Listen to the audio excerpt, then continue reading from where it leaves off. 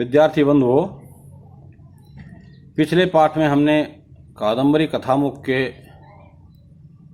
पाठ में राजा शूद्रक की राजधानी विदिशा के बारे में जानकारी प्राप्त की थी। उसका वर्णन हुआ था।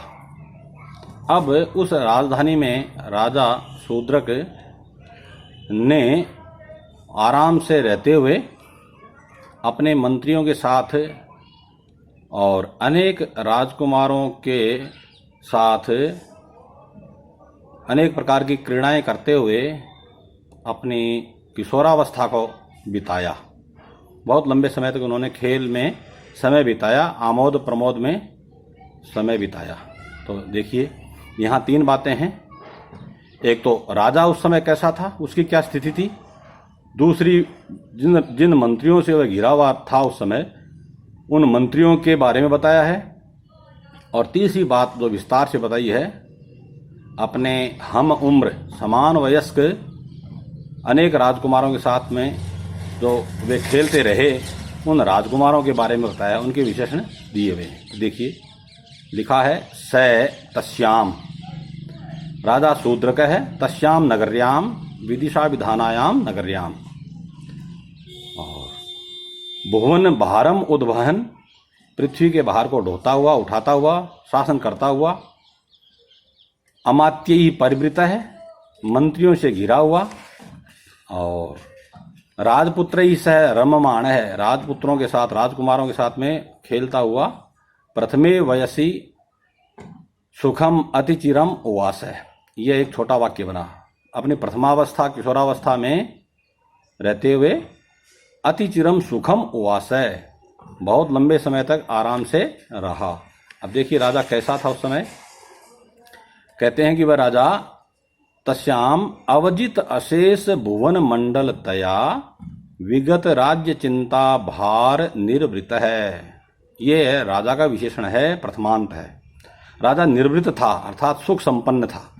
सुख संपन्न, सुखेन संपन्न। सुख संपन्न कैसे हुआ? क्योंकि उसके विगत हो गया है, विगत है, अपगत है, दूरी जाता है। क्या? राज्य चिंताया भार है। अपगत है, राज्य चिंताया भार है, यस्य स, इस वजह से वह निर्वृत था।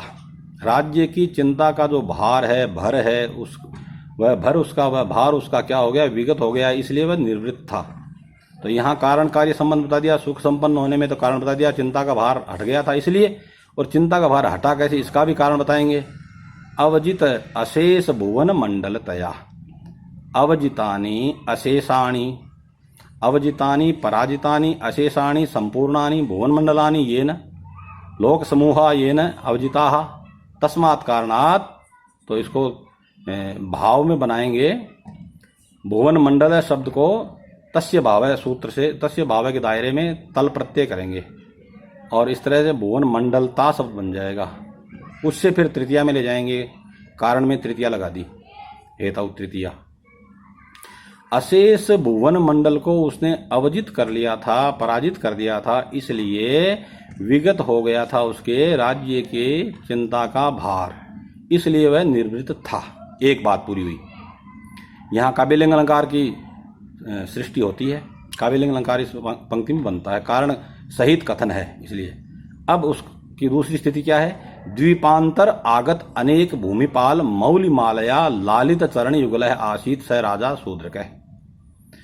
तो द्वीपांतरों से आए हुए राजा के राज्य के अंदर जो अनेक द्वीप थे, उन द्वीपों के जो छोटे राजा थे, वे उससे मिलने के लिए आया करते थे। और जब वे आते थे तो सिर झुका करके राजा के चरणों में प्रणाम करते थे। इस तरह से उसका चरण युगल लालित था। किससे? मौली माला से। मौली मानी मस्तक, मस्तकों की माला कहिए, अथवा मस्तक का अर्थ यहाँ पे लक्षणा से ले सकते हैं मुकुट माला। तो मुकुटों की माला से सेवित, लालित मानी सेवित, लालितम अस्ति चरण युगलम यस्य तथा भूत स आसीत। द्वीपांतरों से आगत मानी आए हुए, द्वीपांतरेभ्य आगता प्राप्ता अनेके ये भूपाला भूमिपाला राजान है, तेषां मौलिमाला मुकुटस्रज है। मस्तक पंक्तयः ताभिः लालितम अस्ति सेवितम अस्ति चरण युगलम यस्य।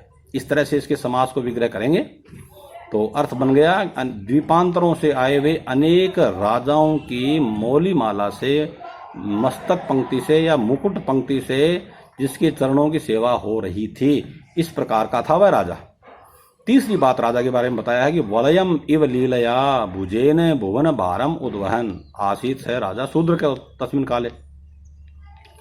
तो जिस तरह से कोई व्यक्ति अपने हाथ में वलय को धारण करता है, वलय कहते हैं कंगन को। कंगन होता है हाथ में पहना हुआ सोने चांदी या अन्य किसी धातु से बना हुआ जो कड़ा होता है, वलय होता है, चूड़ी होती है, अंगद होता है, इसका नाम कई नाम है इसके। स्त्रियां जो चूड़ियां पहनती हैं इनको भी वलय ही कहते हैं, कंगन कहते हैं इनको। तो जैसे वलय को हाथ में पहनने पर हाथ को कोई जोर नहीं करना पड़ता, कोई आयास नहीं करना पड़ता, वो केवल लीला लीला में ही यानी आमोद प्रमोद में, खेल खेल में हाथ में वलय को उठाया जाता है, भार नहीं लगता। वैसे ही राजा ने भुवन भार को, पृथ्वी के बोझ को, शासन भार को, उद्वहन माने धारयन आसीत, शासन का संचालन कर रहा था। जैसे हाथ में पहने हुए वलय को और लीलापूर्वक धारण किया जाता है, उसी तरह से वह पृथ्वी के भार को भी लीलापूर्वक धारण कर रहा था। इसमें उपमा अलंकार बनता है।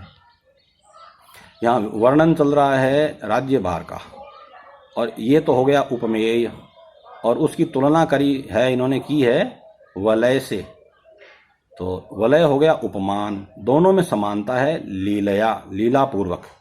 इस तरह से राजा का यहाँ पर 3 विशेषणों से वर्णन हो गया। तो इस तरह वह राजा शासन करता हुआ, फिर आएगा अगले इसमें अमात्य ही परिवृत है, वह मंत्रियों से घिरा हुआ था। मंत्री कैसे थे, अमात्य कैसे थे? अमात्य शब्द तृतीया बहुवचन में है, पुंगलिंग में है, तो इसके जो विशेषण आएंगे वो भी ऐसे ही होंगे, तृतीया बहुवचन पुंगलिंग में होंगे। तो देखिए पहली विशेषता मंत्रियों की, अमर गुरुम अपि प्रज्ञया उपहसद भी अमात्य ही परिवृत है, ये बना वाक्य। तो प्रज्ञा के माध्यम से, अपनी बुद्धि के बल से, अमर गुरुम अपि, अमराणाम गुरुम बृहस्पतिम अपि उपहसद भी अमात्य ही, मानो वे क्या कर रहे थे? उपहास कर रहे थे। अपनी बुद्धि के बल से, बुद्धि के चातुर्य से शासन में वो निपुण थे। जैसे बृहस्पति होते हैं देवगुरु, उनके पास में समस्त प्रकार की नीति की बातें उनके पास हैं, इसी तरह से इन मंत्रियों के पास भी थी। तो यहाँ तो अतिशयोक्ति बना दी, वहाँ यहाँ देवताओं के गुरु बृहस्पति को भी पीछे बता दिया, इन मंत्रियों के मामले में बृहस्पति को पीछे बता दिया। तो यहाँ स्पष्ट रूप से अतिशयोक्ति अलंकार बनता है।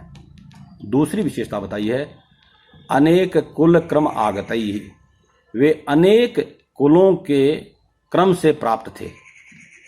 अनेक कुल क्रम आगत थे वो मंत्री। कैसे? कि एक तो वे जो मंत्री थे वो सारे के सारे एक खानदान के नहीं थे, एक वंश के नहीं थे। दूसरी बात, वो कुल क्रमागत थे, अपने कुल में क्रमागत क्रमशः आए हुए थे। अर्थात वर्तमान में जो शूद्रक के मंत्री हैं, इनके बाप दादा भी राजा शूद्रक के जो पूर्वज राजा थे, उनके यहाँ मंत्री पद पर रहा करते थे। इस तरह वे वंश परंपरा से राजा के मंत्री हैं, कोई नौसिखिए या अर्वाचीन नहीं है। तो यहाँ इन मंत्रियों की विशेषता बताई है कि उनमें सारी कलाएं थी। मंत्रित्व का जो लक्षण है वो इनमें पर्याप्त रूप से मौजूद है, वंश परंपरा से है, इसलिए इन मंत्रियों की योग्यता पर शंका की कोई आवश्यकता ही नहीं है। एक बात स्पष्ट है, जिस घर में जैसा काम होता है, जैसे कुंभकार है, लोहकार है, या सुथार है, या कोई शिल्पी जो मकान आदि बनाता है, उनके घर में जो बच्चे हैं, उन बच्चों में उस शिल्प का, उस कला का ज्ञान बचपन से ही अर्जित होने लगता है। इसलिए दूसरा कोई व्यक्ति उनका मुकाबला नहीं कर सकता है। इस तरह से वे मंत्री भी बड़े प्राउड थे, ये बताना चाहते हैं। उसके बाद आगे कहा है असकृत आलोचित नीति शास्त्र निर्मल मनोभी, ये विशेषण है उन मंत्रियों का। अमात्य कैसे थे? असकृत मानी पुनः पुनः, असकृत एक अव्यय है, सकृत मानी एक बार, असकृत मानी पुनः पुनः बार बार, वारम वारम, आलोचितम नीति शास्त्रम, आलोचितम विमर्शितम पर्यालोचितम। तो इस तरह से नीति शास्त्र का जिन्होंने आलोचन किया है, विमर्श किया है, पढ़ा है, समझा है, उपयोग किया है, इस वजह से निर्मलानि मनांसी येषाम अथवा निर्मलम मन है येषाम ते, निर्मल मनस है, फिर निर्मल मन से प्रथमांत है, इसका तृतीयांत करना पड़ेगा तो निर्मल मनो भी, जिनके मन निर्मल बन गए। किससे बने? बार बार नीति शास्त्र का विमर्श करने के कारण से जिनका जो चित्त है, मन है, बड़ा निर्मल बना हुआ था, कहीं कोई शंका नहीं थी, किसी भी समस्या का हल करने के लिए उनके पास नीति शास्त्र की बातें मौजूद थी, ये बताना चाहते हैं। और फिर भी मंत्री कैसे थे? अलुब्धई ही, वे अलुब्ध थे, लालची नहीं थे। यदि कोई मंत्री लालची होता है तो शत्रु पक्ष उसे धन आदि का लालच दे करके अपने पक्ष में उनके साथ कोई षड्यंत्र कर सकता है और राज्य को नुकसान पहुंचा सकता है, किंतु यहाँ पर इस बात को हटा दिया। मंत्री कैसे थे? अलुब्ध, लालची नहीं थे। अलुब्धई ही लोभ रहितई ही अमात्यई स राजा परिवृत आसीत। अब विशेषण और दिया है, स्निग्धई ही अमात्यई, वे स्निग्ध थे। स्निग्ध का मतलब राजा के साथ प्रेम करने वाले थे, राजा से उनका बड़ा लगाव था, अनुराग युक्त थे वे, इसलिए भी उन मंत्रियों की कोई भी बात राज्य के विपरीत नहीं जा सकती। अंतिम विशेषण अमात्य का दिया है, प्रबुद्धई, प्रबुद्ध थे, बहुत ही प्रौढ़ बुद्धि वाले थे। प्रबुद्ध, प्रबुद्ध का मतलब बहुत ही समझदार थे। ऐसे अमात्यई ही परिवृत आसीत तदानीम स राजा शूद्रक। अब जो बात बच गई वो ये बच गई कि वो राजपुत्रों के साथ में खेलते हुए समय बिता रहा था।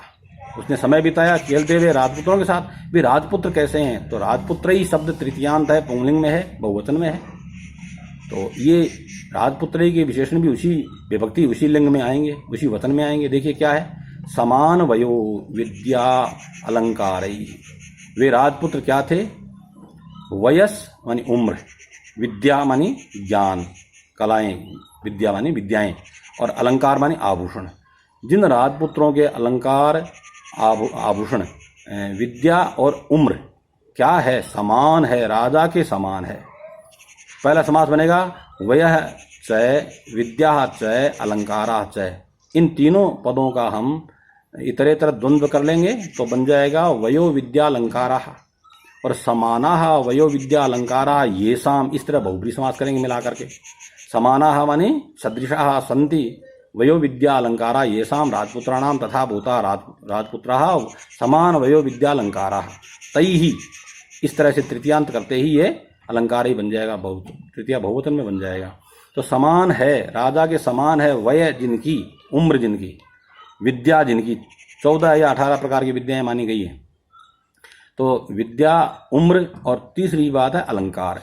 ये तीनों चीजें जिनकी राजा के बिल्कुल समान थी, ऐसे राजपुत्रों के साथ में वह खेलता था। फिर दूसरा विशेषण देखिए, अनेक मूर्धाभिषिक्त पार्थिव कुल उद्गतई, इस तरह का ये विशेषण है। अनेक माने बहुत से, मूर्धाभिषिक्त, मूर्धा अभिषिक्त जो शब्द है ये क्षत्रिय का पर्यायवाचक है।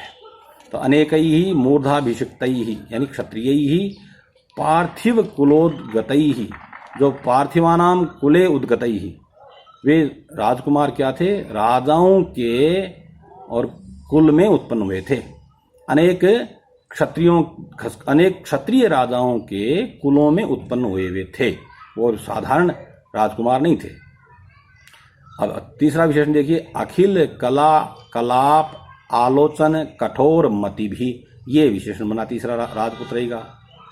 अखिल मानी संपूर्ण, अखिलाः कलाः तेषां कलापाः समूहा तेषां आलोचनम तेषां विमर्शनम तेन कठोरा अस्ति मतिः येषां दृढ़ा अस्ति बुद्धि येषां। अनेक कलाओं के जो कलाप हैं, संपूर्ण, अखिल माने संपूर्ण, जो कलाओं के कलाप हैं, कलाओं के समूह, उनके अंदर उनका जो उन्होंने आलोचन किया है, यानी उन कलाओं का उपयोग जिन्होंने किया है, सीख रखा है, इस वजह से कठोर हो गई है बुद्धि जिनकी, दृढ़ हो गई है बुद्धि, किसी भी कला के मामले में बहुत ही समझ इनकी विकसित हो चुकी है, वे कलाओं के पारखी थे, ये इसका यहाँ अर्थ हुआ। ऐसे राजपुत्रों से वह युक्त था। फिर आगे लिखा है चौथा विशेषण, अति प्रगल्भ ही, ये चौथा विशेषण, बहुत ही प्रगल्भ थे। प्रगल्भ का मतलब होता है, एक तो होता है संकुचित, जिनके मुंह में संकोच रहता है, मुंह पर संकोच, यानी कि किसी बात को रखने से संकोच करता है, वो उसको कहते हैं मुग्ध, भोला बाला। और ये थे प्रबुद्ध, यानी प्रगल्भ थे। प्रगल्भ का मतलब है स्पष्ट वक्ता थे, अगला 5वां छठा विशेषण है कालविद भी, समय को पहचानने वाले थे कि इस समय कौन सा समय है, राजा से या अन्य व्यक्ति से किस तरीके से बात की जानी चाहिए, इस समय क्या काम करना चाहिए, किस समस्या का समाधान समय के हिसाब से कैसे किया जाए। तो यहाँ ये बताने के लिए कालविद बताया उन्होंने राजकुमारों को कालविद, समय का वेत्ता बताया, समय के परख जिनको थी ऐसे थे। फिर अगला विशेषण है प्रभाव अनुरक्त हृदय ही, वे प्रभाव, राजा का जो प्रभाव है, जो महात्म्य है, जो उसका महत्व है, उसकी जो पराक्रमशीलता है, राजा के जो सद्गुण हैं, उनसे हैं अनुरक्त हृदय जिनके, अनुरक्तानि हृदयानि ये शाम, और इस तरह बनेगा प्रभावानुरक्त हृदया, और तृतीया में बना देंगे तो हृदय ही बन जाएगा। प्रभाव से या प्रभाव में है अनुराग जिनका, प्रभाव से अनुरक्त मानी अनुराग युक्त बने हुए हैं हृदय जिनके, ऐसे वे राजकुमार थे जिनके साथ वो खेला करता था। अगला विशेषण है अग्राम्य उपहास कुशलई ही राजपुत्रई ही। उपहास अलग चीज है, यहाँ है परिहास, यहाँ उपहास दिया वैसे, तो उपहास का मतलब तो खिल्ली उड़ाना है। तो वे राजकुमार खिल्ली उड़ाने में, उपहास करने में, मजाक करने में बड़े माहिर थे, कुशल थे, चतुर थे। और मजाक होती है दो तरह की, एक तो होती है ग्राम्य, दूसरी होती है नागरिक। तो ग्राम्य परिहास के अंदर सामने वाला बुरा भी मान सकता है, वो फूड़पना होता है। ये कैसे थे, ये परिहास कुशल थे, किंतु कैसा परिहास, अग्राम्य, जो ग्राम्य नहीं है, ग्राम्य के विपरीत जो नागरिक परिहास है, उपहास है, उस उपहास में भी कुशल थे। तो अग्राम्य उपहासे कुशलाः ते राजपुत्रः आसन्, ऐसे राजपुत्र ही सह क्रीडति स्म। इसके आगे देखिए इंगित आकार वेदी भी राजपुत्र, ये विशेषण है। इंगित मानी इशारा, संकेत, इंगितम च आकारश्च इंगिताकार तौ विदन्ति इति इंगिताकार विदः, जो इंगित और आकार दोनों को पहचानने में समर्थ थे। सामने वाला आदमी क्या इशारा कर रहा है, सामने वाले आदमी के चेहरे के जो विकार हैं, चेहरे पे जो भंगिमा है, उसको वे समझने वाले थे, ये यहाँ बताना चाहता है। इंगित और आकार को समझने वाले थे वे। उसके बाद अगली बात क्या है उन्हें विशेषता, काव्य, नाटक, आख्यानक, आख्यायिका, आलेख्य, आख्यान आदि क्रिया निपुणई। काव्य, काव्य होते हैं अनेक प्रकार के, गद्य पद्य काव्य होते हैं, इन काव्यों में वो निपुण थे, नाटकों में निपुण थे। आख्यानक, आख्यानक मानी जो पुराने कहानियां होती हैं उनमें, और आख्यायिकाएं जो होती हैं जीवन चरित्र होता है किसी का, वर्तमान कालिक या फिर समसामयिक, जैसे वासुदत्ता है या हर्षचरित है, इस तरह की आख्यायिकाओं का भी उनको ज्ञान था। और उसके अलावा आलेख्य, आलेख्य मानी चित्रकारिता, चित्रकारिता का भी उन्हें ज्ञान था। और व्याख्यान, अगली बात है व्याख्यान आदि। व्याख्यान का मतलब किसी भी विषय पर उसका तात्विक विश्लेषण करना, उसके गुण धर्म का विवेचन प्रस्तुत करना, उसको व्याख्यान कहते हैं। तो इन सब चीज़ों के व्याख्यान में भी वे क्या थे, व्याख्यान की क्रिया में निपुण थे, व्याख्यान करने में बड़े समर्थ थे। तो सभी विशेषताएं राजपुत्रों में बता दी, ज्ञान की कोई कमी नहीं, जो चाहिए, जो अपेक्षित है राजकुमार में, वो सारी विशेषताएं उन्होंने प्रस्तुत कर दी हैं। इसके बाद आगे और बताया है अति कठिन पीवर स्कंध उरु बाहु भी, उनके क्या क्या कैसे थे, अति कठिन थे, बहुत ही दृढ़ थे।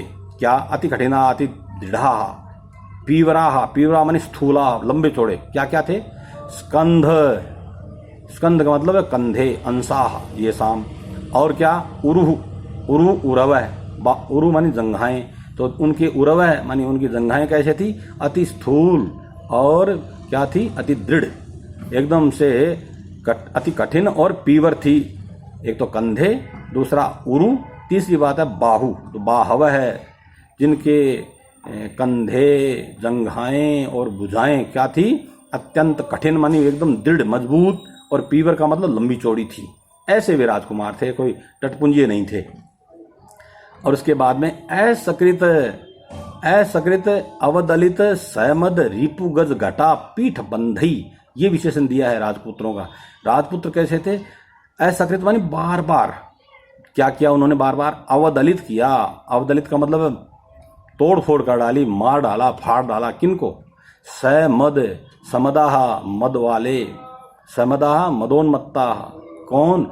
रिपु गज घटा, रिपुओं के, शत्रुओं के गजों की घटा, घटा का मतलब रचना, शत्रुओं के मत वाले हाथियों के पीठ बंधों को जिन्होंने बार बार अवदलित किया है, ऐसे थे वे। बार बार हाथियों की पीठ को काटा है, फाड़ा है जिन्होंने तलवार आदि से, ऐसे थे। तो अब यहाँ उपमा डालिए, किसकी तरह थे वे? तो कहा केसरी किशोर कई इव, यहाँ पूर्णोपमा फिर से डाल दिया। जैसे केसरी के किशोरक, केसरी नाम किशोर कहा, सिंहानाम शावकाः किम कुर्वन्ति, सिंहानाम शावकाः मदोन्मत्तानाम गजानाम पीठबंधान विदारयन्ति। मदोन्मत्त हाथियों के पीठबंध को विदारित करने वाले होते हैं केसरियों के किशोरक, सिंहों के बच्चे। बस उनकी तरह से ये राजकुमार भी वैसे ही थे। यहाँ पूर्णोपमा अलंकार बन जाता है। इसके बाद में दिया अगला, विक्रमैक रसई अपि विनय व्यवहारी भी। ये विशेषण देखिए, वे राजकुमार कैसे थे? विक्रम मात्र में जिनका रस है, आनंद है। विक्रमे एक रसा, विक्रमे अस्ति एक रस है ये शाम। विक्रम का मतलब पराक्रम, शौर्य प्रदर्शन करना जिनका एक रस है, यानी एक आनंद जिनको कहाँ मिलता है? पराक्रम के प्रदर्शन में जिनको एक आनंद मिलता है, और कहीं आनंद नहीं मिलता। इस तरह के वे थे। तो जो विक्रमयिक रस होता है व्यक्ति, वह उससे विनय के व्यवहार की उम्मीद करना सही तो नहीं है। तो यहाँ ऊपरी तौर पर यह बात विरोध पूर्ण लगती है, ये विरुद्ध लगती है कि जो आदमी पराक्रम में ही आनंद लेता है, हरदम पराक्रम की बात करता है, पराक्रम का ही काम करता है, उससे नम्रतापूर्ण व्यवहार करने की उम्मीद करना, आशा करना, ये समाज में या व्यवहार में कम देखने को मिलता है। इसलिए यहाँ विरोध नजर आता है। तो विरोध का वास्तविक विरोध नहीं है। तो क्या है यहाँ पर? वे विनय का व्यवहार करते थे, अंदर शक्ति थी, पराक्रमशील थे, पराक्रम में उनको आनंद आता था। फिर भी वे, चूंकि वो शिष्ट थे, हर तरह के शास्त्र का उनको ज्ञान था और अच्छे खानदान में थे, अच्छे वंश में थे, इसलिए वे विनय का व्यवहार करने वाले थे। इस तरह विरोध का परिहार हो जाता है, विरोधाभास अलंकार बन गया। विरोध अलंकार नहीं, विरोधाभास अलंकार होता है। आगे विशेषण दिया है, आत्मनः प्रतिबिंबैः इव मानो वे आत्मनः स्वस्य राज्ञ शूद्रकस्य प्रतिबिंबानि आसन। मानो वे प्रतिबिंब ही थे। प्रतिबिंब का मतलब प्रतिकृति, मानो राजा की ही वो परछाई थे, इस प्रकार के थे। और आत्मनः प्रतिबिंबैः इव, यहाँ हम मान सकते हैं उत्प्रेक्षा अलंकार, मानो वे राजा के ही प्रतिबिंब थे। और उपमा भी यहाँ दिखाई पड़ता है, लेकिन यहाँ प्रतिबिंब चूंकि हुआ करता है, प्रतिबिंब किसी चीज का बनता है, इसलिए यहाँ उत्प्रेक्षा की बजाय उपमा मानना ठीक रहेगा। आत्मनः प्रतिबिंबैः इव राजपुत्रैः, अपने समान, अपने प्रतिबिंब जैसे लगते हुए, राजपुत्रैः सह, राजकुमारैः सह, साकम सार्धम समम, रममाण है। रममाण का मतलब रम धातु से सानच प्रत्यय लग करके बना हुआ रममाण है, क्रीडन, खेलता हुआ। प्रथमे वयसी, प्रथम अवस्था कौन सी होती है? प्रथम अवस्था किशोरावस्था मानिए, यहाँ बाल्यावस्था नहीं मान सकते, क्यों? राजा कोई बच्चा तो राजा होता नहीं है, इसलिए किशोरावस्था माननी पड़ेगी। वैसे बाल्यावस्था को भी पहली अवस्था मानते हैं, पर यहाँ राजा की बाल्यावस्था नहीं मान सकते, किशोरावस्था माननी पड़ेगी। प्रथमे वयसी, प्रथमायाम अवस्थायाम स राजा शूद्र के राजपुत्र सह रममाण अतिचिरम सुखम उवास, सुखम अतिचिरम उवास, सुखपूर्वक वह अतिचिरम उवास, अत्यंत लंबे समय तक, बहुकाल पर्यंतम स उवास। उवास जो शब्द है लिट्लकार का है, वस धातु से, वस माने रहना, वसति वसत वसंती रूप बनते हैं वर्तमान में, लिट्लकार में उवास बनता है। उवास माने रहा, क्या करता हुआ? क्रीडमान है, ये वह क्रीडन, रममाण उवास, खेलता हुआ निवास करता था। अब यहाँ विचार देखिए, इससे लगता है कि राजा का उस समय तक विवाह नहीं हुआ था, एक बात। दूसरी बात, राजा छोटी उम्र में ही राजा बन गया था। छोटी उम्र में राजा बनने के दो कारण बन सकते हैं, एक तो उनके पिताजी जल्दी चले गए होंगे, एक तो ये बनता है। दूसरा ये बनता है कि राजकुमार और जब किशोर अवस्था में पहुंचा तभी इनके पिताजी ने संन्यास ले लिया होगा और वन को चले गए होंगे। ये यानी बताया तो नहीं है, किंतु इनमें दोनों में से एक कारण जरूर यहाँ होगा।